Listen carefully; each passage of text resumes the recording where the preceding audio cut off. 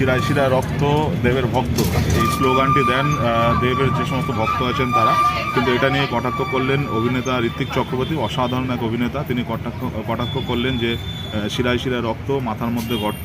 তো সিনেমা ধরুন যে দেবের আলাদা অডিয়েন্স রয়েছে, দেবের আলাদা ফ্যান বেস রয়েছে, ঋত্বিকের আলাদা ফ্যান বেস রয়েছে। দেব যে ধরনের সিনেমা করে ঋত্বিক চক্রবর্তী সে ধরনের সিনেমা করে না, ঋত্বিক চক্রবর্তী যে ধরনের সিনেমা করে দেব সে ধরনের সিনেমা করে না। ঋত্বিকের আলাদা ফ্যান বেস রয়েছে, আলাদা অডিয়েন্স রয়েছে, তারপর দেবেরও আলাদা ফ্যান বেস রয়েছে, আলাদা অডিয়েন্স রয়েছে। তো খাদান যেটা রয়েছে সেটা হচ্ছে হয়তো এন্টারটেনমেন্টের জন্যই বানানো, তো সেখানে মস্তিষ্ক দিয়ে সিনেমাটা দেখাই ভালো। ঋত্বিক চক্রবর্তী যে ধরনের সিনেমা করেন সেই ধরনের সিনেমা তো মস্তিষ্ক খাটিয়ে নন্দনে বসে দেখতে হবে।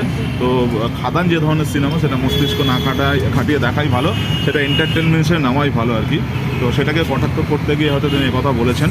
তো আমরা যদি এই ছোট্ট একটা ইন্ডাস্ট্রি যদি একে অপরের পাশে না দাঁড়াই, আপনারা যারা অগ্রজ তারা যদি একে অন্যের ঠ্যাং ধরে টানাটানি করেন, তাহলে ইন্ডাস্ট্রি কোথায় যাবে?